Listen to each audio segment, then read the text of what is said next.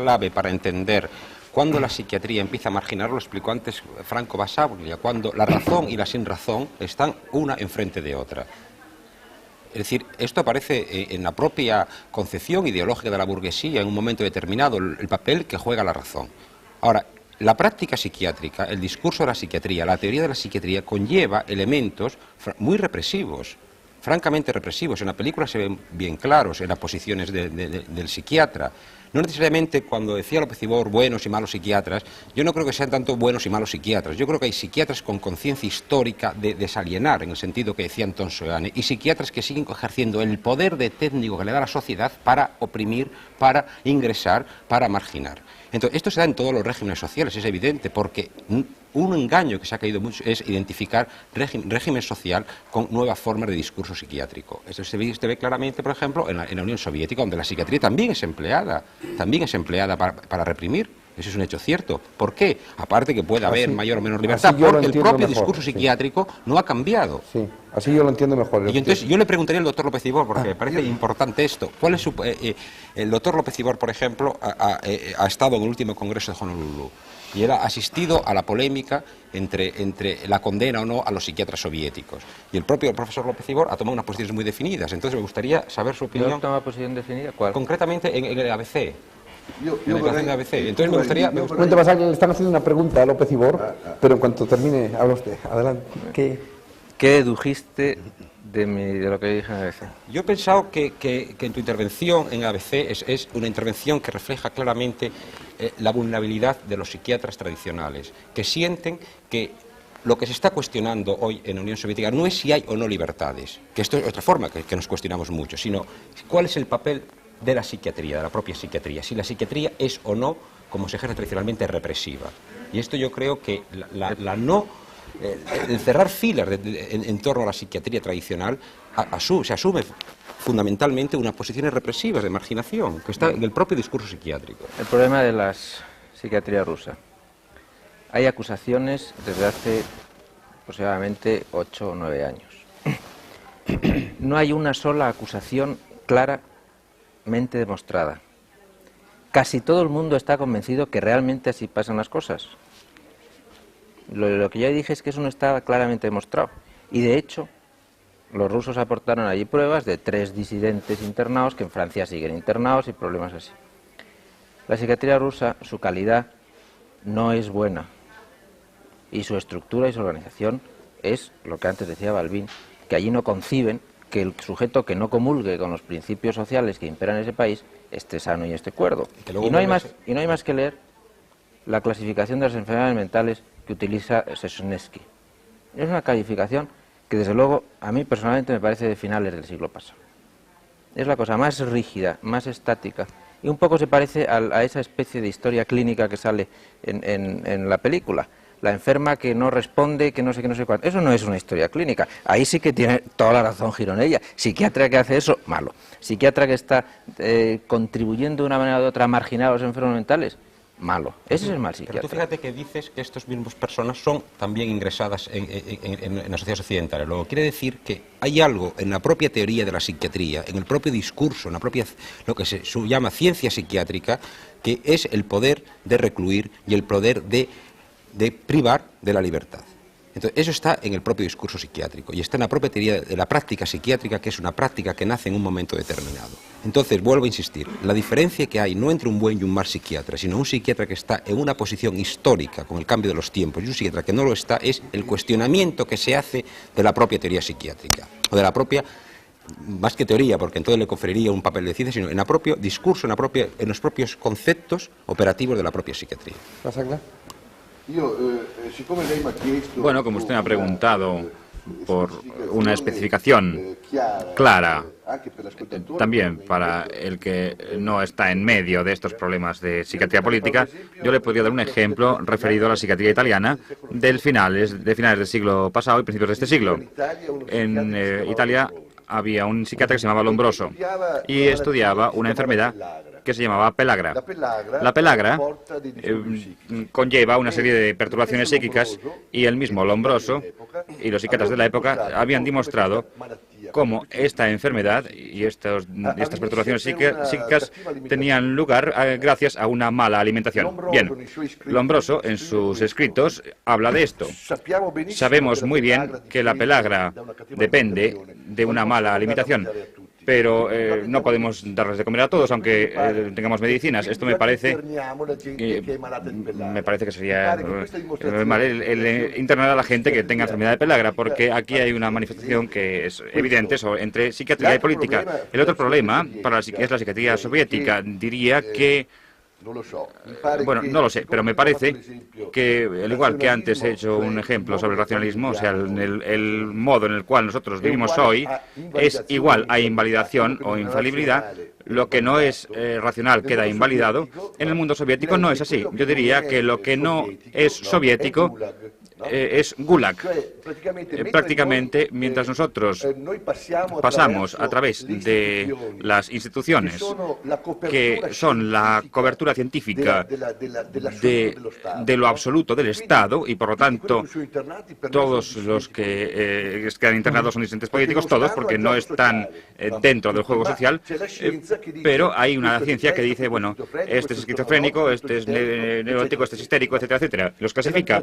Naturalmente, los manicomios prácticamente sirven para esto, y esto lo hemos visto ya en la película, que hay personas prisioneras por el Estado del terrorismo estatal, y esta es la evidencia de esto es el manicomio.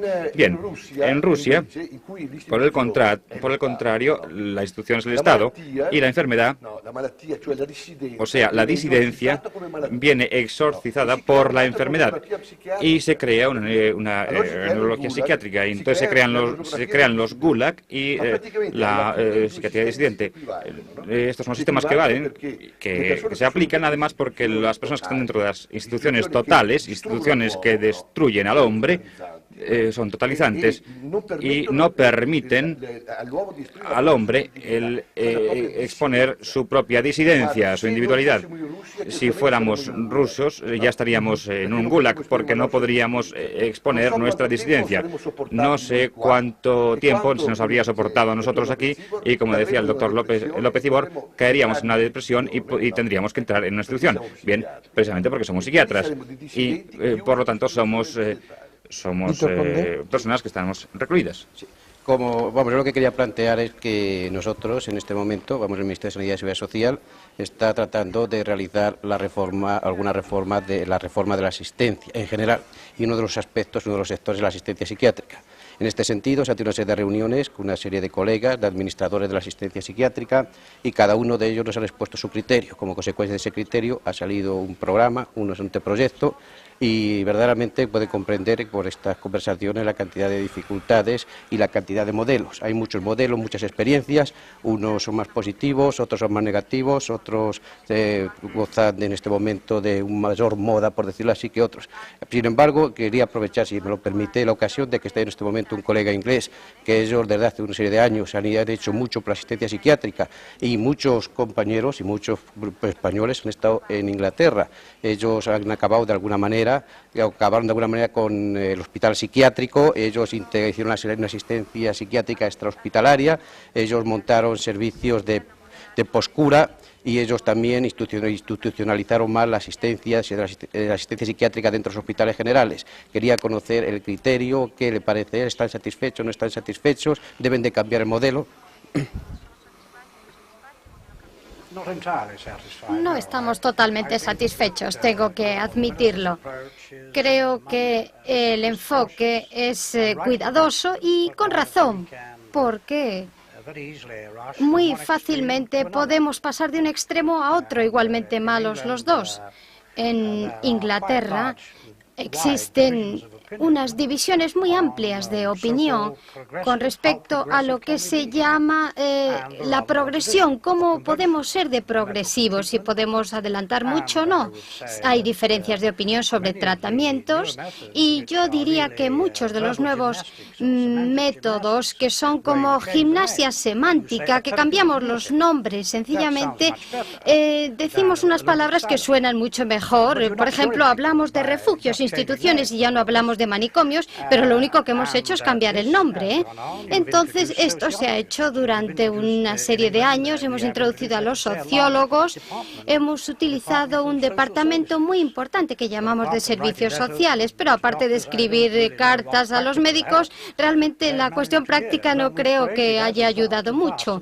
Ahora, hemos creado una burocracia enorme, eso sí, pero por otra parte, podía decirles también, y vuelvo a recalcar esto, que por otra parte hay cambios muy bienvenidos que se han dado en todo el mundo al introducir unos fármacos mejores, unos tratamientos más humanos. Pero en una democracia la cuestión realmente es que el psiquiatra en una democracia, que no sea, por ejemplo, Rusia, ese ejemplo, no, el psiquiatra tiene que ser más humilde, tiene que conocer sus limitaciones y el público debe saber esto. El papel del psiquiatra no es reeducar al público, su papel tampoco es jugar a la política, no. El psiquiatra tiene un papel muy definido que cumplir en una sociedad libre y es tratar, con toda su modestia, de ayudar. Giovanni.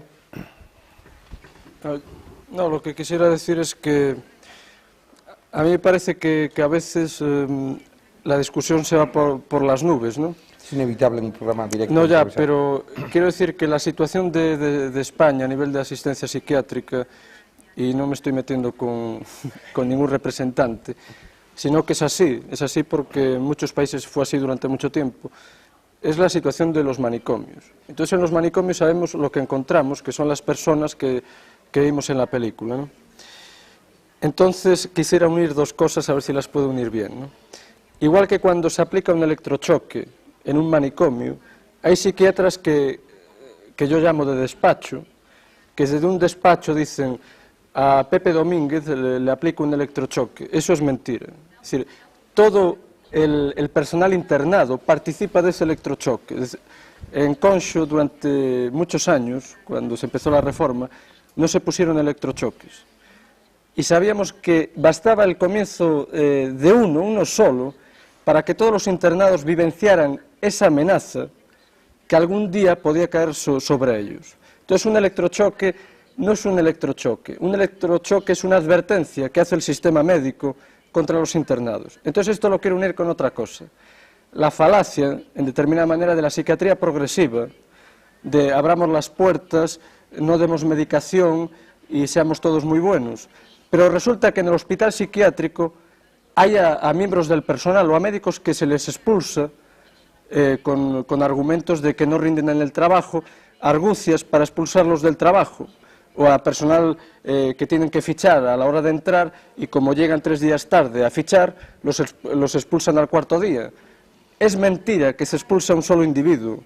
Entonces le estamos diciendo al enfermo: no, usted libérese, salga a la calle, todo es bonito. Es mentira, porque él en el propio manicomio vivencia la opresión del sistema y no la vivencia él en el electrochoque, sino que como convive con el personal, la vivencia a través de los miembros del personal, que los miembros del personal son represaliados, tienen partes por conducta buena o mala, se les expulsa porque llegan tarde al trabajo o llegan pronto. Entonces es mentira que se pueda aislar una persona de psiquiatra trabajando en un manicomio, es imposible. Cortés y López Ibor han pedido. Dos cosas respecto a lo que decía el colega inglés, que la psiquiatría en un régimen democrático es casi o exclusivamente pura, no política.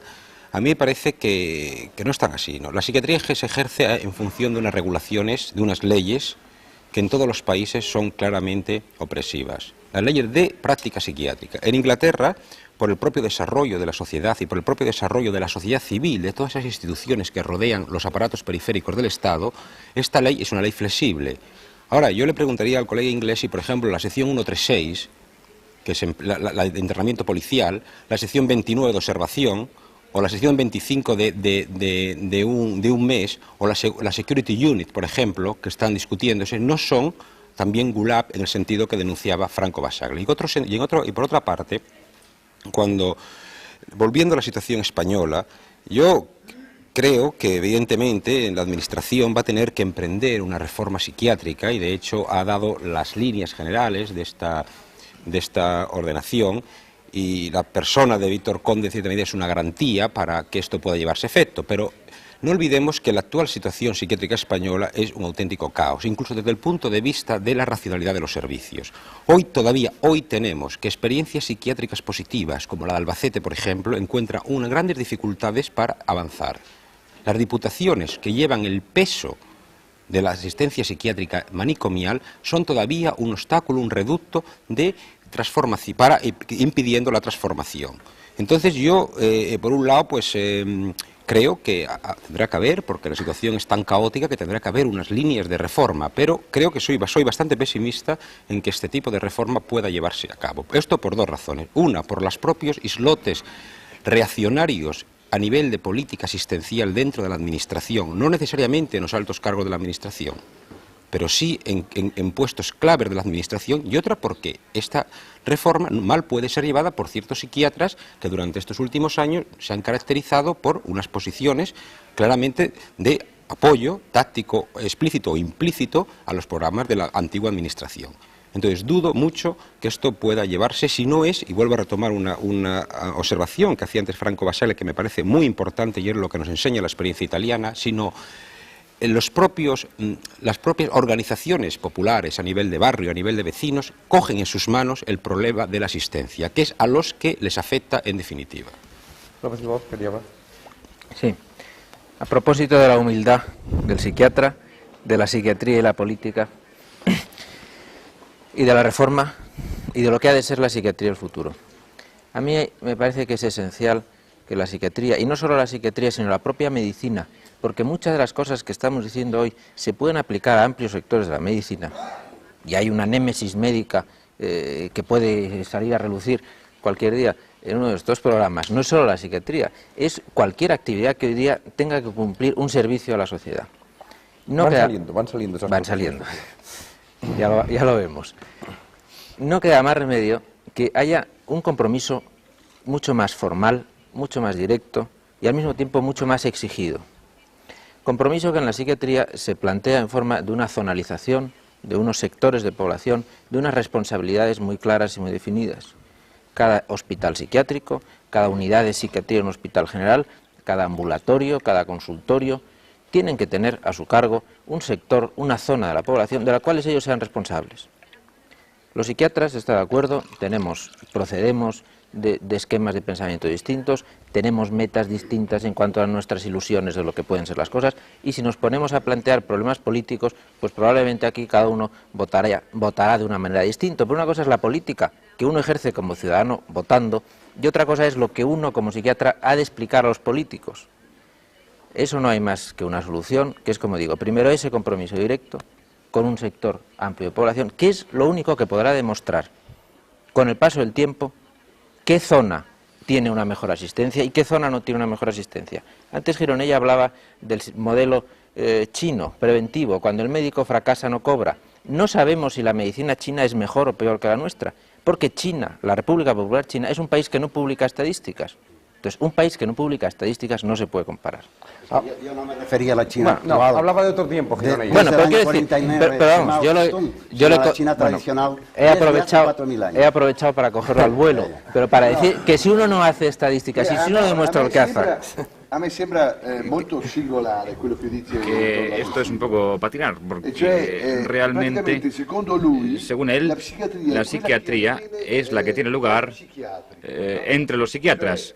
O sea, existen estadísticas. Las estadísticas son las que resuelven el problema. Y en China también, antes de la Revolución China, había un pueblo de hambrientos y de moribundos. Hoy en China existe la posibilidad de vivir para todos, incluso para el loco. Y bien, la estadística es muy importante, pero la realidad es muy importante. Estamos divagando un poco, señor Basaglia. No me refería a eso, pero decir que... Creo que está claro para los espectadores, que es una discusión en la que ya hemos entrado 2 o 3 veces y yo creo que ya saben los espectadores la posición de cada uno. Vamos. Un pequeño cambio de ritmo y volviendo un poco a mi terreno. El domingo pasado oí con mucha atención al profesor Castilla del Pino en el programa A Fondo y dije una cosa que yo ignoraba y que me gustaría saber si corroboran los aquí presentes, ¿no? Volviendo al terreno de la depresión. dijo que por cada hombre depresivo en la sociedad actual había 4 mujeres depresivas.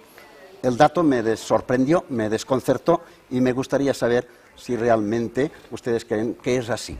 Una respuesta escueta, por favor, porque faltan los espectadores por intervenir. Y si no 4, 3. Sí. ¿4, 3? Que si no 4, 3 por lo menos. Es una enfermedad más frecuente en el sexo. Muchas más mujeres depresivas que hombres. Y él siempre partía de la base de que en la depresión hay un fondo de frustración anterior. Por lo tanto, en este caso, se sentirían en nuestra sociedad mucho más frustradas las mujeres que los hombres. Yo he dicho que mancaba una persona aquí, e cioè una donna. Una mujer. Y eso, sea una mujer. Porque hoy se ha Casi seguro que hubiera sido una depresiva con estos porcentajes. Sí, desde luego, por supuesto. Una su 4. Sí, hay una porque 1,4 o 1,3 me parece muchísimo. Y motivo de reflexión. Pero el problema es por qué hablamos de depresión. Porque la mujer tiene a partir de una determinada edad no se acostumbra. Y cuando no puede salir más para la familia, entonces la mujer está frustrada y sucede. Entonces, tiene lugar entonces esta situación de depresión.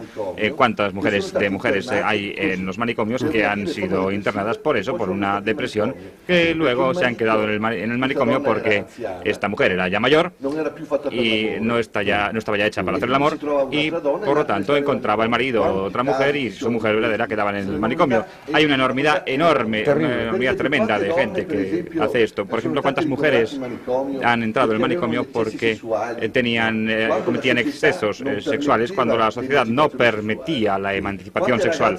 ¿Cuántas chicas han internado en los manicomios porque su comportamiento era obsceno? Han terminado el manicomio y se han quedado ahí. Bien, esta es la psiquiatría occidental. ¿Y no cree usted que esto es política? Esta es una me parece que hemos politizado ya demasiado el asunto. Bueno, pero el problema es que hay que saber qué es política. Política no son solamente los partidos políticos. Política es también nuestra manera de vivir, el ser político nosotros mismos. Y por lo tanto, desde este punto de vista, yo digo que el momento en el cual interno a una mujer porque tiene un comportamiento obsceno sexual, obsceno por lo menos según el modelo del momento, o cuando interno a una mujer porque ya no me puede dar de comer en casa, porque ya no se sienta bien, porque es diferente e ineficiente. Pero le quería preguntar si en Italia también este porcentaje es válido. Por cada hombre depresivo, 3, en todo el mundo. En todo el mundo. Esto pasa en todo el mundo. Usted tome los tratados de psiquiatría occidental y usted verá que la depresión es una forma femenina, pero precisamente usted, que no es médico, ha hecho una diagnosis que es muy justa. Ha dicho que el nivel de frustración de la mujer es mucho más alta que en el caso del hombre. O sea, el hombre tiene poder y la mujer no tiene poder. Y esto es muy importante. Hoy día la lucha que nosotros hacemos en los manicomios, la lucha que tenemos por abrir los manicomios, no es por ser progresistas. No es como... se puede ser incluso reaccionario ante esta situación. El problema es dar la voz al oprimido. O sea, la voz al loco. Darle voz, por lo menos. Y desde este punto de vista, el médico podrá comenzar a entender qué es el loco, porque precisamente usted decía antes que el médico debería sufrir la depresión igual que el enfermo para poder curar al enfermo. Por lo tanto, podemos hacer también la inversa. Decimos que el médico es una persona y que debe permitir al loco poder expresarse, poder acceder a un poder, tener reciprocidad, y entonces, a partir de ahí, podremos establecer un nuevo lenguaje entre el sano y el enfermo. Esto también sirve también para el pobre, porque el pobre no puede hablar con el rico tiene un lenguaje y el pobre no lo tiene. Y desde el momento en el cual nosotros podemos construir un mundo diferente en el cual las clases puedan entenderse, naturalmente será cuando haya un poder cuando hay una lucha, un poder que es superior a otro poder. Nosotros no podemos vivir si no hay un significado para esa vida. Y nosotros, como psiquiatras, no tenemos el significado de la vida. Tenemos diagnósticos, tenemos estadísticas y vamos en busca de enfermos, vamos en busca de reprimir a través de la ciencia. Yo digo, no acepto esto, porque soy un hombre y quiero quiero hablar con otro hombre y quiero darle al otro hombre la posibilidad de Doctor, el tiempo es limitado, exponer por favor, les ruego su que ahora vida. seamos lo más escuetos posible de aquí al final. Una última pregunta antes de pasar a las de los espectadores, que es la siguiente. Se ha tocado en un momento y solo de pasada, y sin embargo al espectador medio, como a mí mismo, le queda en la cabeza el tema de los electroshocks. Entonces, como también se ha tocado el de los fármacos, el de la bioquímica, yo quiero preguntar a este respecto. Uno, si se tiene un conocimiento, ya sé que no exacto, pero por lo menos aproximado de si las llamadas enfermedades mentales son de origen fisiológico o son de origen social. Creo que ese es el tema un poco de la discusión. Dos, si se sigue confiando mucho en los tratamientos a través de medicamentos. Y tres, y sobre todo, si el electroshock sigue siendo un tratamiento habitual en los manicomios. López y vos, se van, adelante. La estadística, a pesar de todo, es importante. En el estado de Texas no se ponen electroshocks porque están prohibidos por ley. En Japón hay dificultades enormes para hacerlo desde hace unos pocos años. Coincidiendo con eso, ha aumentado el número de suicidios en esos dos sitios. ¿Quién más quiere intervenir en este? Yo no sé. Como sujeto que ha recibido 8 electroshocks, estoy absolutamente en contra. La secuela que dejan los electroshocks luego, de amnesias parciales, etcétera, de recuerdos desagradabilísimos que se convierten en pesadillas obsesivas, etcétera, etcétera, me manifestaría completamente en contra, admitiendo, por supuesto, que no soy médico para opinar, pero sí paciente que ha recibido 8.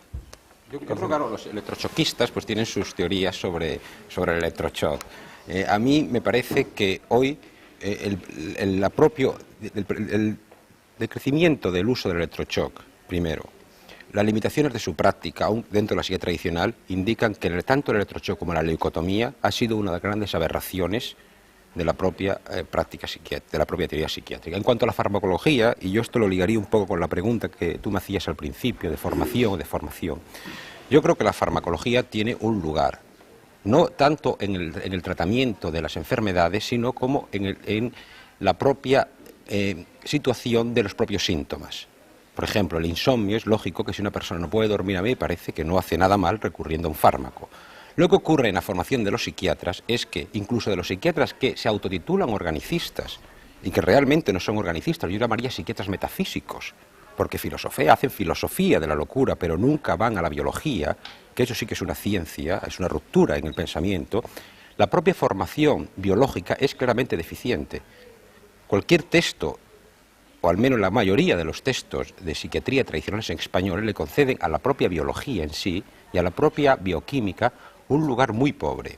Lo cual quiere decir que hoy los psiquiatras utilizan los fármacos, y esto lo comentaba yo antes con Víctor Conde, de una forma abusiva, recurren a la polifarmacia y de una forma que es lesiva, que empieza a ser lesiva para los intereses de la población, aparte de ser un costo enorme en la propia existencia.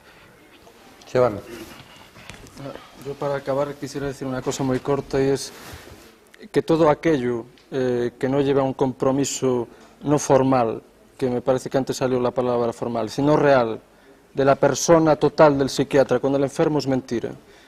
Entonces el electrochoque lo que hace es distanciar y dar posibilidades de poder a dos personas, que una tiene el poder y otra va a ser quien lo recibe. Para mí ya no es válido desde ese punto de vista en el que una persona, si un día se levantó de mal humor, va a poner en las hojas de tratamiento, poner tantas tandas de electrochoque. Para mí eso ya es negativo. Por otro lado, quisiera nada más hacer una breve intervención, que siento que no esté aquí realmente, digamos, el antipsiquiatra por excelencia, ¿no? Por ejemplo, Ronald Lane, ¿no? Porque dicen los psiquiatras clásicos que el electrochoque está indicado en aquellas situaciones en que la vida del paciente está llegando al límite, digamos en las situaciones borderline, que llaman los americanos. ¿Vale? Pero entonces yo lanzaría una pregunta al viento y a las ondas, de decir si realmente no se le puede dejar a una persona llegar a una situación límite y pasar de la situación límite a una situación de muerte. Si no estaremos cometiendo un error, tratando de darle una vida que es mentira, y si no sería correcto dejarla que viviera su propia muerte. Lo lanzo como una hipótesis. Yo suscribo en pieno. Bueno, yo estoy total y absolutamente de acuerdo con lo que ha dicho mi colega español, y pienso que debería Esto se debería enseñar en la universidad, lo que acaba de decir. No se puede pensar en llevar a una persona al límite de la vida para después curarlo, retrotrayéndolo otra vez y volviéndolo a la vida. Por lo tanto, ahora me refiero a las estadísticas. Yo soy un psiquiatra manicomial. He abierto el hospital en Trieste ya no existe, pero puedo decir que desde hace 15 años, cuando empecé a ser directorio de manicomio, jamás he aplicado un electroshock. Y los suicidios no han aumentado. El problema es que hoy día los suicidios han aumentado en todo el mundo, porque el mundo no se puede ya vivir. Esta es la realidad. No es por cuestión de enfermedad, es que el mundo ya no se puede vivir. Y por lo que respecta a los fármacos, a los psicofármacos, yo diría que nosotros como psiquiatras que vivimos en la institución utilizamos los psicofármacos, pero sabemos que los psicofármacos sirven más a la situación más que a los pacientes. Por ejemplo, un pabellón o un servicio, durante la noche debe estar tranquilo, porque todos los enfermeros, todos los médicos deben estar tranquilos. Y todos los pacientes durante la noche tienen fármacos para poder dormir. El problema, después de los electroshock, voy a volver a lo que dijo él, el electroshock que se ha aplicado, y lo inventó un italiano, de lo cual me avergüenzo, es un medio que, aunque estuviera indicado en algunas formas, es una tortura, o más aún es una amenaza de tortura, porque cuando, por ejemplo, yo recuerdo que cuando era joven y todavía no era director, cuando un enfermo escapaba del hospital, y pienso que es una cosa de lo más lógico el escapar del manicomio, cuando hay esas condiciones como las que existen, creo que el que escapa es el que está sano de mente y no el que se queda. El loco es el que se queda, desde luego, y el sano es el que escapa. Y yo recuerdo que cuando un enfermo escapaba y la policía lo traía otra vez de vuelta, porque la conexión entre psiquiatra y entre policía y psiquiatra es muy vecina, igual que entre política, yo recuerdo que se le aplicaba una cura, y eso quería decir que, bueno, electroshock. Y esta era la cura que se le aplicaba a la persona que había tenido la lucidez de escapar del hospital. Y, como usted entenderá, la psiquiatría, en el fondo, se aplica solamente contra lo social. Esta parcela del asunto, porque si no, los espectadores se quedan sin participar. Vamos a las preguntas. Y les ruego que, como van generalmente dirigidas a una persona, que responda a esa persona, y así podemos, siempre lo digo, responder a la mayor cantidad de preguntas posible. Adelante, Javier Vázquez. Sí, y va a resultar imposible hacer todas las preguntas que han llegado a la redacción de La Clave por falta de tiempo, como siempre, y porque son muchísimas. La primera es para el doctor Seoane. ¿Sigue el psiquiatra la vida exterior del enfermo? Bueno, yo lo que creo es que, vuelvo a decir lo de antes, si el psiquiatra está comprometido con la realidad del enfermo, y al decir realidad del enfermo, la mayoría de los casos es con la alienación del enfermo, traspasará las puertas del manicomio, se comprometerá con él, a riesgo de su persona, de su prestigio social, etcétera, etcétera, y realmente seguirá su presencia fuera del manicomio. Si el psiquiatra se limita, como dije antes, a ser psiquiatra de despacho, una vez que el enfermo abandona el manicomio, podemos decir de manera popular, adiós muy buenas y no te conozco de nada, ¿no? Ahora, creo que la manera real es la del compromiso total de la persona del psiquiatra con la del enfermo, comprometiéndose con la lucha que él está haciendo para liberarse o para desalienarse. Es la única manera de entender el mensaje psiquiátrico. Otra pregunta de los espectadores, por favor. Doctor Duhart, ¿por qué en los manicomios hay enfermos pacíficos y conviven con personas que son agresivas?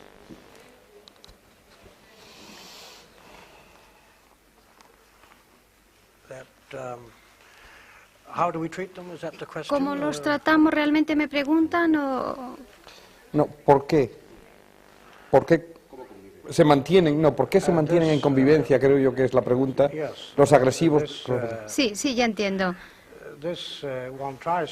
Se intenta evitar que sucedan cosas, lo hemos visto en la película. Esto es una debilidad, que estén juntas estas dos clases de personas. En la realidad se intenta evitar problemas si segregamos a los pacientes de manera que no se produzcan daños, lesiones, y los pacientes más difíciles muy raramente están mezclados con los otros, con los más pacíficos, y así también los pacientes jóvenes que probablemente puedan ser violentos raramente están mezclados con los otros. Yo creo que en la película no era muy cierta. Adelante, otra pregunta. Bien, doctor Corcés, ¿puede recluir un médico a una persona en contra de su voluntad? Yo creo que no. Yo creo que además esta es una de las cuestiones que hoy en España fundamentales. Espero que cuando la Constitución se apruebe figuren los derechos de las minorías, y entre ellas los derechos de los llamados de la regulación de los pacientes. Entonces yo no creo que ni puede ser recluido una persona en contra de su voluntad, ni puede ser tratado en contra de su voluntad. Otra pregunta, por favor. Doctores López Ibor y Duhart, ¿qué opinión les merece las teorías de Line y Cooper? Cooper, que los espectadores no lo saben, podemos hacer solo este preambulillo rápido. Cooper, que es el creador de la antipsiquiatría realmente, más que Line, como pasa por ello, ¿no? Bueno, es más... Bueno, de todas maneras, adelante. Yo opino que son tonterías lo que promulgan estos señores. No tienen ninguna realidad en absoluto. Nos gustaría, por supuesto, ser idealistas, nos gustaría creer que esto existe, que sería posible este mundo ideal, que las personas que están muy enfermas las dejáramos solas allí y se recuperarían espontáneamente. Desgraciadamente las cosas no son tan sencillas. Y yo creo que Line realmente no se enfrenta con la realidad. El pensamiento de Line es muy interesante. Tiene influencias de Sartre, de Heidegger, de psiquiatras importantes en el intento de comunicación del enfermo con el médico y en general en la sociedad en general, que es Bateson y todo lo que ha derivado de él, y en ese sentido es didáctico y es aprovechable. Falla Line en una cosa, que la mayor parte de los enfermos que presenta como esquizofrénicos no son esquizofrénicos. Lo que él hace no sirve en la esquizofrenia, sirve en ciertas formas de personalidades anormales, que es lo que él trata. Cooper está mucho más lejos de Line desde el punto de vista de su capacidad de actuación y de su finura intelectual, es decir, en la teoría y en la práctica, por aludir a Valentín Corcés, está muy por debajo de Line. Si alguien quiere llevar la contraria en esto, puesto que es una opinión. Yo vorrei dire qualcosa. ¿Quiero alguna cosa? Naturalmente no estoy de acuerdo ni con el colega inglés ni con el colega español que acaban de intervenir. Pueden responder.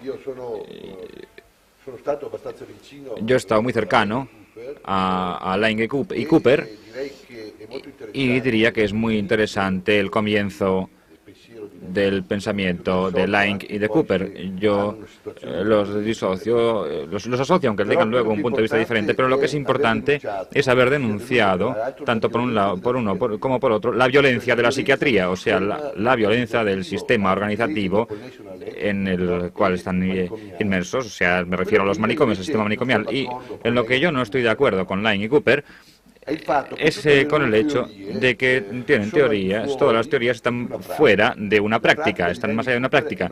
La práctica de Line y de Cooper es una práctica muy modesta, que se limita a pequeñas comunidades, y su práctica no se refiere a los manicomios. De hecho, Line, y lo dice además, es muy sincero, y lo dice de forma expresa, en un determinado momento salí de los manicomios porque sabía que no se podía hacer nada.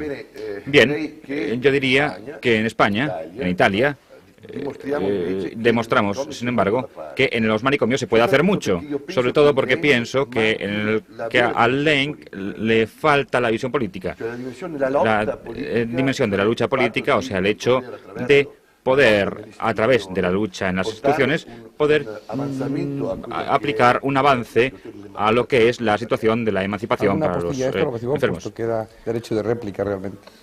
No, realmente estaría de acuerdo con él. Otra pregunta, por favor.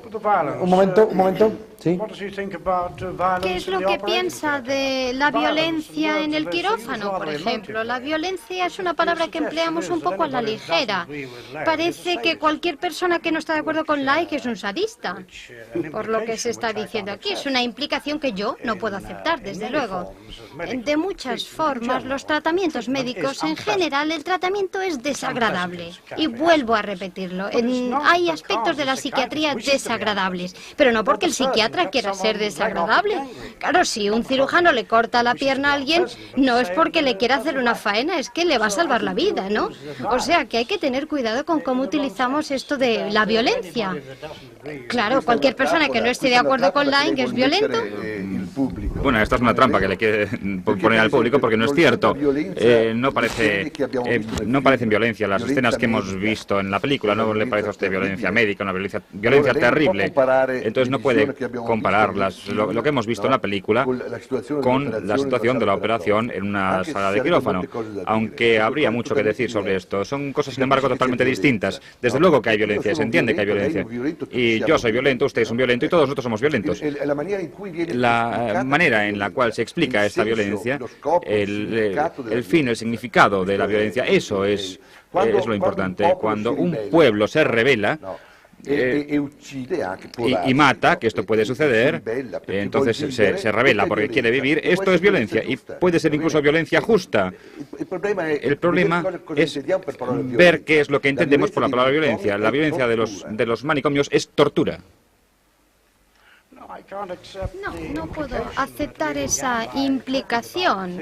Cuando hablamos de las teorías de Laing y Cooper, la implicación es que cuanto menos se esté de acuerdo con ellos, se implica que las formas de tratamiento tradicionales o convencionales implican una violencia. Puede que haya técnicas desagradables, como digo, pero alcanzan unos resultados, que es a lo que vamos. Y en mi opinión, los resultados alcanzados son mejores que los enfoques totalmente idealistas de estos dos caballeros mencionados. Por favor, porque la disparidad de opinión está clara. Adelante. Doctor Bassaglia, ¿qué garantía de seguridad tiene la sociedad frente a una antipsiquiatría llevada a sus últimas consecuencias? Bueno, le contesto rápidamente diciendo qué garantía, por el contrario, tiene el opuesto a la sociedad, porque si usted dice, muy justamente, que yo debo liberar a las personas enfermas que pueden llegar a ser peligrosas para la sociedad, bueno, estupendo. En esto estoy muy de acuerdo. Pero todos nosotros podemos ser peligros. Entonces yo pregunto qué garantía tiene el enfermo de la sociedad. Y yo diría que el problema se debe resolver de forma opuesta. O sea, qué garantías damos o da la organización social a la persona para poder vivir más allá de la salud y más allá de la enfermedad. Esta es la situación fundamental, porque no se puede pensar en la vida dividida entre salud y enfermedad, sino que se debe pensar en la vida como una estructura de vivir, y en la salud, sin salud y sin enfermedad. Naturalmente existe la situación imprevisible que puede dar. Puede existir el que se llama sano y el que se llama enfermo, pero yo digo que al igual que el sano, que debe tener una protección ante el enfermo lo debe tener también del sano. Antes he dicho que el enfermo mental es menos peligroso que el sano, pero la peligrosidad es de una forma distinta. La peligrosidad del sano siempre es más previsible, pues que es más racional, y en eso Bassaglia lo ha explicado antes muy bien. Y al ser más racional, la peligrosidad del sano surge en situaciones que no son conocidas por todos y que podemos evitar de alguna manera. La peligrosidad del enfermo mental, cuando es peligroso, aunque numéricamente sea escaso, es mucho más escandalosa y mucho más preocupante. Porque la situación de un señor que está en su casa y le llama a un enfermo mental, como sucedió hace unos años en la calle de Rosales, y entra y le mata, como ha sucedido en tantos otros casos que nos escandalizan y que a los psiquiatras nos preocupan de que la prensa hable tanto de ello, pero que realmente es así y es lógico que exista esa preocupación.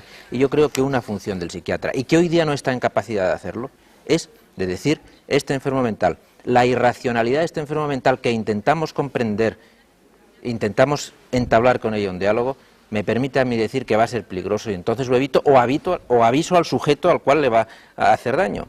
Vamos con Pero mientras no podamos hacer eso, es imposible. Por favor, es que si no, los espectadores quedan sin intervenir. Adelante, Sí. Javier Vázquez. Doctor Condé, ¿con qué medios cuenta una persona recluida en un sanatorio para defenderse de posibles excesos que puedan cometer auxiliares y cuidadores? Bueno, esta es una pregunta verdaderamente difícil. Yo entiendo que dentro de todos los hospitales debe haber un reglamento de régimen interior y las personas responsables de ese sanatorio psiquiátrico o en un sanatorio en un hospital en general, tanto el director como el jefe de enfermeras o la jefe de enfermeras o todos esos deben de tener una esmerada preocupación y vigilancia sobre el personal que trabaja en el hospital. Por supuesto que si se detecta que en algún momento un cuidador o una persona maltrata o abusa de alguno de los enfermos, debe ser inmediatamente sometido a un expediente que con sus implicaciones administrativas o penales o las que tenga. De hecho, de vez en cuando, muy raramente, aparecen alguna denuncia, alguna situación. Digo, son raras, quizás porque la gente se encuentre indefenso o no tenga posibilidades de hacerlas, pero en fin, yo tampoco creo que se produzcan en demasiados casos. Importante, es decir, que podemos caer en enfrentar, como de hecho ocurre, y es parte de la dinámica del sistema, enfrentar a los pacientes, o a los internados, mejor dicho, de una institución con el personal. Esta es precisamente una de la política del manicomio, que tanto el personal como el paciente, que proceden de la misma clase social, la dinámica manicomial los enfrenta. Y yo creo que hay que tener mucho cuidado en pensar que la protección del internado va a devenir solamente de protegerse del personal. La protección vendrá de protegerse de la propia, como decía Basagle, de la propia sociedad. Una fórmula que sería válida, no cabe la menor duda, es abrir mucho más los hospitales mucho más abiertos, que no solamente sean abiertos para los enfermos que puedan salir, sino para que la población entre dentro de los hospitales. Una mayor concurrencia de la población de los hospitales, mayores visitas y una política más abierta, por supuesto, si se producen esto, que no creo que se produzca en muchas ocasiones, pues podría evitarlo. ¿Seane, qué era? Yo quisiera decir una cosa, que es que, por desgracia, otra vez bajando a la realidad, la mayoría de los trabajadores no cualificados de un manicomio, que no sean médicos o asistentes sociales, toman el manicomio como un segundo trabajo. Eso es la realidad en España. Entonces, lo que buscan en el manicomio, casi siempre, es el tener la seguridad social a su disposición. Saben que tienen un trabajo seguro. Entonces, aunque sea una falacia querer enfrentar a personal y enfermos, sí que, por desgracia, el personal representa aquella parte del proletariado que no le queda más remedio que acceder a dos trabajos y que le cubre la mayor parte del tiempo para tener un salario digno. Entonces, no sé hasta qué punto es abrir nuevas instituciones o no, porque ese personal está dominado de tal manera que muchas veces se libera oprimiendo a los enfermos. Entonces es un círculo vicioso. El problema de los enfermos y de los cuidadores es la propia historia de la psiquiatría y de los manicomios. Por supuesto que cada vez más se va profesionalizando más y queremos que se profesionalicen más los cuidadores, cada vez a medida que van teniendo un nivel, por supuesto, cultural más elevado y van siendo mucho más profesionales, pues estas circunstancias no se van dando. La gente es más vocacional, la gente tiene más dedicación y, por supuesto, el cuidador es un elemento terapéutico dentro del hospital esencialísimo. Por favor, no más apostillas y rápidamente las respuestas. Oigo mucho ruido allí en la parte del fondo del plató. A ver, más respuestas, más preguntas, Javier Vázquez. Señor Gironella, la locura no es el principio de la verdad. La locura, me parece que son dos términos sobre los cuales no sabemos absolutamente nada, ni sobre la palabra locura, ni sobre la palabra verdad. Lo único quizá que cabría decir es que la mayoría de genios que en el mundo han sido y que han contribuido al progreso de la humanidad de una manera revolucionaria y total, en principio han sido tenidos por locos. Por lo tanto, algo hay de verdad en lo que usted apunta. De todas maneras, Gironella, una cosa que no hubo tiempo de tocar a lo largo del coloquio y usted me lo contaba ayer, es que usted en el momento de la depresión fue repentino y se sintió diferente. Sí, no fue radicalmente otro, pero eso sería muy largo para explicarlo, y lo explico en ese libro Los fantasmas. Lo único que querría quizá matizar un poco, o no matizar, sino concluirlo, es que yo aconsejaría, por propia experiencia, por haber meditado mucho sobre el tema, por haber recibido infinidad de cartas, podrían contarse por millares de depresivos, y no solo de España, a raíz de la publicación de mi libro y con el tiempo que ha pasado, es que nadie se pusiera en manos exclusivamente de un psiquiatra. O sea que cuando decida acudir a un psiquiatra, siempre acompañado de un médico de medicina general, de un internista. Un psiquiatra actuando en solitario, solo con el paciente, sin la fiscalización de un internista, de un hombre de medicina general, que considera el cuerpo como una unidad, es peligrosísimo.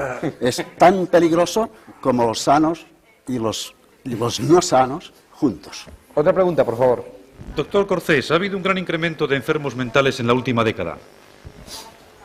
Bueno, yo creo que esta pregunta no se puede responder porque tendríamos que primero habernos puesto de acuerdo qué significa enfermedad mental, o sea que yo no puedo responder a esta pregunta. Pero, en fin, estadísticamente lo que pasa... Lo que es cierto es que a cada vez acuden más personas a las consultas psiquiátricas, pero esto tiene dos implicaciones. Una, que muchos problemas sociales son mistificados como problemas psiquiátricos. Y otra cuestión es que, claro, se van a dar facilidades para acudir a los servicios psiquiátricos. Eso es Otra cierto. pregunta, por favor. Doctor Duhartz, ¿se puede hablar de locura en los animales?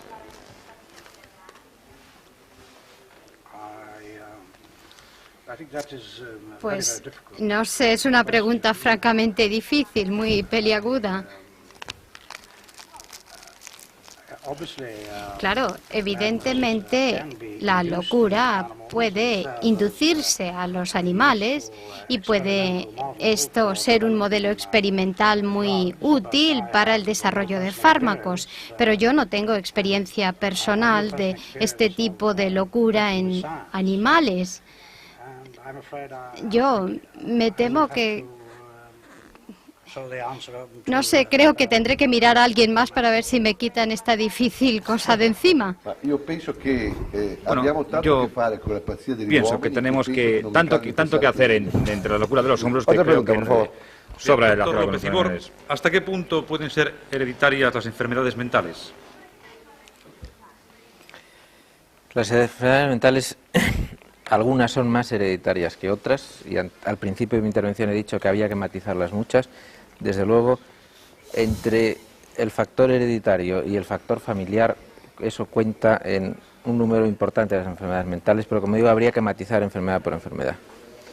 Otra pregunta, por favor. Sí, doctor Bassaglia, ¿existe algún estudio sobre la demencia y el nivel social?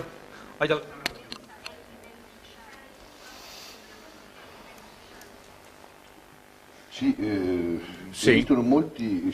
he visto muchos estudios entre el problema social y el problema de la locura.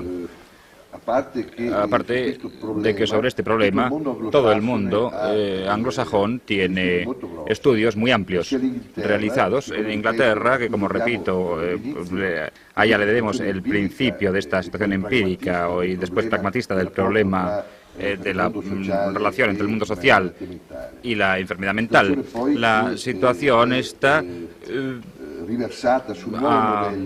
se ha versado sobre el nuevo modelo pragmático con el cual yo estoy de acuerdo. Y después tenemos una infinidad de estudios en los Estados Unidos sobre el problema social y la relación con la enfermedad mental, o mejor aún, entre problemas de clases sociales y enfermedades mentales.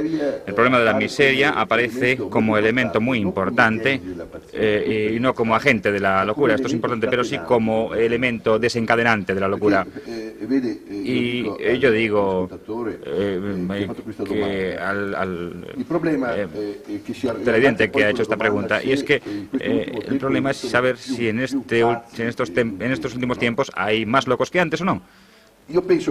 Creo que hoy día la opresión del mundo ha aumentado y, por lo tanto, la posibilidad de expresarse por parte del individuo es menor, y la opresión es un momento adecuado para que se exponga la situación del paciente como tal. La expresión de la bohemia más alegre y más bonita, sobre lo cual trataremos en un programa próximo. Adelante, Javier. ¿Qué tal si hacemos 3 preguntas últimas, porque el tiempo ya es limitadísimo? Bien.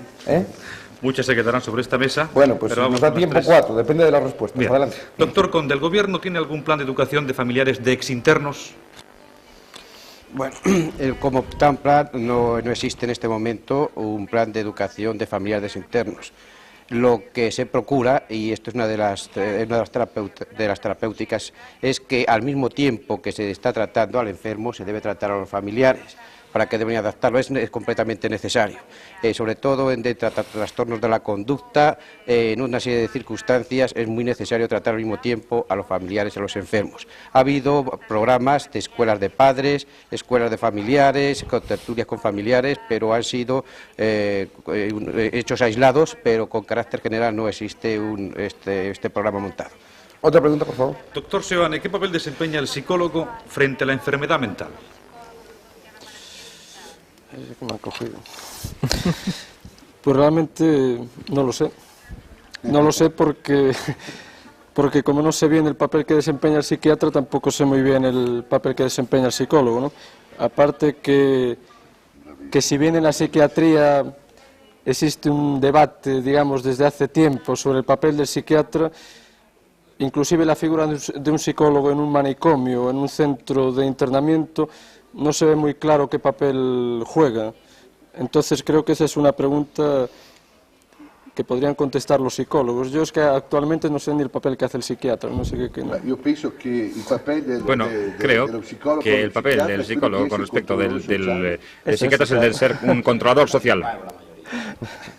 Otra pregunta, por favor. Doctor López Ibor, nosotros vemos a los enfermos mentales como locos, pero ¿cómo nos ven ellos a nosotros? A lo mejor como locos desde su perspectiva, no lo sé. A veces como personas que queremos ayudarles. Ese es nuestro consuelo cuando llega la noche. Otra pregunta, por favor. Los enfermos mentales... Un momento, que por lo visto va a ser... Bueno, yo querría decir, sin ofender, quería preguntar que cómo lo ve el profesor López Ibor, porque desde el momento en el cual nosotros preguntamos cómo un loco ve a un sano y cómo un sano ve a un loco, entonces creo que el problema esencial no es el loco y el sano, sino cómo yo veo al otro, independientemente de su papel, de que esté sano o enfermo. Creo que este es precisamente el deterioramiento del pensamiento de nuestra sociedad. El problema es cómo yo veo a los demás, cómo yo te veo a ti. Y me pregunto si yo puedo vivir contigo. Evidentemente, un psiquiatra enseña a los demás que no se puede vivir con el loco. Y este es el delito, quizá, del psiquiatra. López Ibor dice hace un momento que a veces como alguien que intenta ayudarle, y eso puede ser también porque, aparte de que crea o no crea que tenga razón, sepa o no sepa lo que le pasa, no es verdad también que el loco casi siempre, si no se puede decir siempre, sufre, y de alguna manera ve en el otro a alguien que tiene la posibilidad de no sufrir precisamente en esa sociedad en la que vive. Hay dos cosas. Una, ¿el papel del médico cuál es? Valentín Corces antes decía que la psiquiatría es una práctica y no es una teoría. Toda la medicina es una práctica. Y la definición que Ortega dio de la medicina era un quehacer. Y ponía el ejemplo de que cuando alguien en la calle o en un grupo pues tiene un desmayo, enseguida se acerca a todo el mundo, se arremolina y hay uno que es el que hace. Y así explicaba Ortega de esa manera un poco simbólica lo que es el quehacer. Y esa es la actitud del psiquiatra y el papel del psiquiatra y del médico, lo mejor posible. El enfermo, naturalmente, somos un animal social y comunitario como ningún otro sobre la superficie del globo. Y en ese social y comunitario está el que seamos capaces de dar ayuda a los demás, pero el que seamos conscientes que necesitamos ayuda a los demás. Y el enfermo mental, normalmente, como cualquier enfermo, y la mayor parte de ellos, si no en un momento determinado, en otro, piden la ayuda de las personas que les rodean. Y a lo mejor las piden con un lenguaje difícil de descifrar. La psiquiatría trata de descifrarlo y de buscarlo. Yo creo que el problema del internamiento involuntario que antes se ha planteado se va a plantear cada vez menos, porque el diálogo entre el psiquiatra y el enfermo es cada vez más fácil. Y lo es porque también lo es el de la sociedad. Yo creo que el gran valor de este programa es precisamente eso. Y que en estos tiempos no son tan malos como dice Basaglia. Yo creo que en algunas cosas hemos ganado respecto a generaciones anteriores. Y es nuestra capacidad de diálogo, de comprensión y de sabernos pues que estamos todos sobre una superficie muy limitada y que no nos queda más remedio que vivir en ella. Porque si no, yo le preguntaría a Seoane que qué hacemos todos aquí, por lo que le he dicho antes. Que a pesar de todo seguimos viviendo y seguimos viviendo todos juntos. Porque me gustaría que le contestara la pregunta. Bueno, ¿quién ha ganado? ¿Quién ha ganado en realidad en esta sociedad? Me gustaría saber quién es el que ha ganado en esta sociedad. Si esta sociedad es tan mala. No es ni buena ni mala. Es terrible, en mi opinión. Pero a mí me gustaría saber quién es el que ha sacado beneficio de esto. Que si no, esto se nos acaba ya sin más preguntas. Sí, doctor Corces, la locura puede ser en algunas ocasiones la manifestación de una conciencia superior. Bueno, yo esto no puedo responderlo así. Yo pienso que el síntoma de la locura no es más lo que se llama locura, que es un trabajo del inconsciente. Todo síntoma es la expresión de un trabajo del inconsciente. Y este fue el gran descubrimiento de Freud. Que eso sea una persona superior o no, yo no lo sé. Yo pienso que la persona que asume su pequeña locura, evidentemente tiene una cierta perspectiva de sí mismo superior al que no la sube y la niega. Otra pregunta, por favor, Javier, la última. La última pregunta. ¿Qué protección tiene una persona declarada enferma por diagnóstico de un psiquiatra, suponiendo que ese diagnóstico sea equivocado? Conde, quizá, ¿no? Un internista. Por supuesto. No, la única defensa que tiene ante los diagnósticos de equivocado es una atención continuada, lo más exhaustiva posible, y para salir del error. Qué lástima que el doctor López Ibor no haya contestado a la pregunta concreta del profesor italiano, cuando le ha dicho, ¿cómo me ve usted a mí? En principio a mí me parece que la ve de perfil. Porque no me han... Solo le damos tiempo, el tiempo final. Porque no me han dado opción. Pues yo veo para terminar con un poco de humor, ¿cómo le ve al profesor italiano, exuberante, un poco contradictorio, inteligentísimo, etcétera, etcétera? Lo diré en serio. He leído con detenimiento y con cuidado las cosas de Basaglia y de otras personas de las que en general se llaman antipsiquiatras. Basaglia para mí es el menos antipsiquiatra de los antipsiquiatras, o es el más psiquiatra de ellos, primero. En segundo lugar, su labor es muy meritoria y la ha explicado antes muy bien. Él ha preferido seguir dando la batalla en el hospital psiquiátrico. Batalla en la cual yo creo que estamos todos comprometidos de una manera o de otra. Mi actitud personal en eso es que para que el hospital psiquiátrico pueda desaparecer, hace falta dar otras posibilidades de asistencia. Entonces, eso es mi personal batalla en esto. Creo que y con eso termino. Ese es el aspecto positivo. Tiene un aspecto negativo, que puesto que todo hay que decirlo, que es que carga en sus escritos y en sus libros, e incluso lo que él publica de las reuniones con los enfermos, demasiada indoctrinación política. Cosa que yo en ese sentido creo que debemos mantenernos más asépticos, por mucho que políticamente estemos comprometidos. Es volver a un tema que hemos tratado a lo largo de la discusión, no vamos a entrar otra vez en ello. Yo quería un momento. No. Es que no hay tiempo, es que se nos acaba, señor Basaglia. Yo quería decirles nada más una cosa, humor un poco más corrosivo.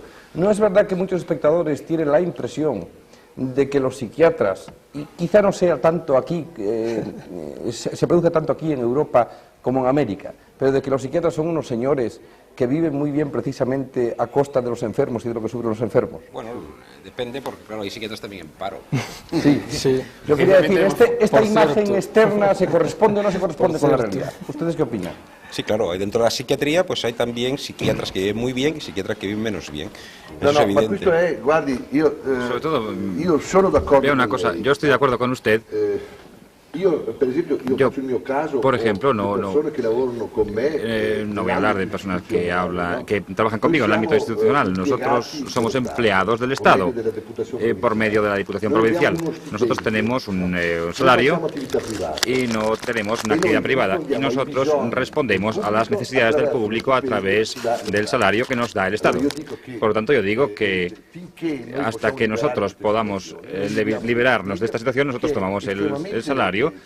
Y que esto tiene que ver con la situación en la cual estamos. No es que nosotros nos aprovechemos del enfermo mental en nuestras oficinas, nuestras consultas, o que disfrutemos del enfermo mental, sino que nosotros somos una institución pública y como tal respondemos a las necesidades del público. Muy bien, yo quisiera, como siempre, que pudiéramos completar más todas las respuestas y todos los flecos que han quedado sueltos. Pero el tiempo sí que hoy se nos ha terminado y el coloquio ha sido largo, ha sido más de 2 horas, no se olvidemos, quizá el más largo de la historia de la clave. Entonces, aunque no tenemos la costumbre de responder pues, a las cosas que se nos plantean, ni en prensa ni a través del correo privado, porque esto sería un correo del espectador y prácticamente no podríamos. De hecho, respondemos de una manera lata pues, con el programa en sí y explicando continuamente cómo lo concebimos, cómo lo discutimos, cómo lo planeamos y cómo lo documentamos.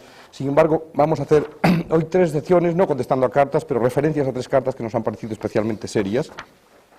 Una primera que nos plantea, para que vean ustedes que de la misma manera que a veces tenemos problemas porque nos dicen ¿y por qué la traducción no se hace de esta otra manera? ¿Por qué la película no se corresponde más o menos? Creo que hemos explicado muchísimas veces ya pues que los problemas los tenemos planteados nosotros, el equipo de La Clave también, que lo difícil es encontrar las soluciones. Lo que ustedes ven, nosotros lo vemos también. Pero a veces se nos apuntan soluciones y cuando se nos apuntan y un espectador nos la ha apuntado, nosotros las atendemos.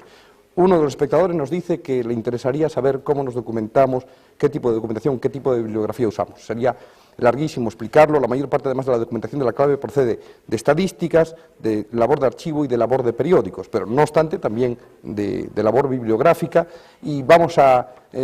esta semana no hemos tenido tiempo a prepararlo para que ustedes lo vean en pantalla, yo voy a leer ahora 4 o 5 libros, siempre vamos a darles 4 o 5 o 6 libros de los que han sido usados porque pueden interesarles.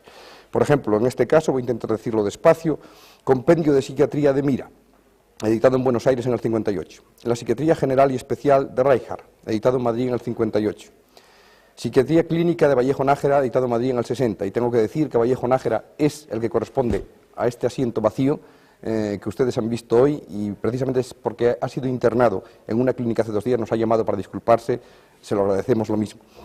En cuarto lugar, la Introducción a la Psicopatología de Wolf, editado en México en el 60. El quinto, el Curso de Psiquiatría de Delgado, editado en Barcelona en el 63, y el Yo Dividido de Laing, editado en el 70, además de las obras de los señores que hoy están aquí. Esto, por lo tanto, es una costumbre que vamos a adoptar, vamos a intentar que todas las semanas dispongan ustedes, y ya en pantalla, sobreimpresionado, que reciban ustedes por lo menos 4 o 5 o 6 libros, porque sería larguísimo darlos todos. En segundo lugar, una carta relacionada con el último programa que tiene relación, perdón la redundancia, con la crítica y que nos dice precisamente que fue un coloquio apasionante. Como ha habido discusiones sobre el programa de la crítica y además no estaba trucado porque se dijo que era un programa grabado, siempre los grabados pues no salen con esta vivacidad que los directos, lo explicamos ahora para que se vea que hay opiniones para todos los gustos. Y en tercer y último lugar, un señor que nos pide y cree que no lo podremos conseguir, tratar el tema de la homosexualidad que él dice afecta, según las estadísticas, solo en este país a un 20% de españoles. La carta es muy seria y realmente merecería la pena que la leyese, pero sería muy largo y muy prolijo. Solo quiero decir que sí se va a tratar homosexualismo, que efectivamente no hay ningún problema al respecto y que no es verdad que no vayamos a poder tratarlo, no solo por mí, sino por la propia casa. Va a tratarse la homosexualidad, lo tenemos planteado muy seriamente.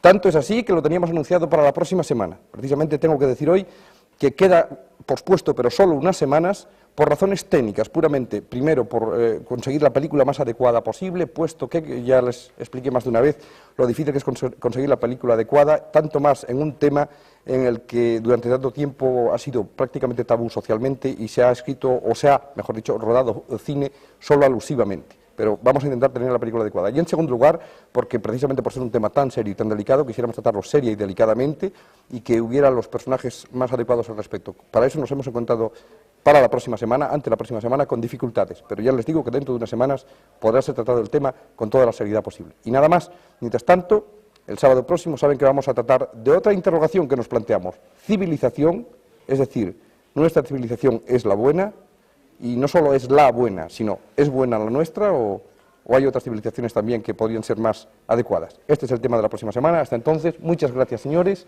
y a ustedes muy buenas noches.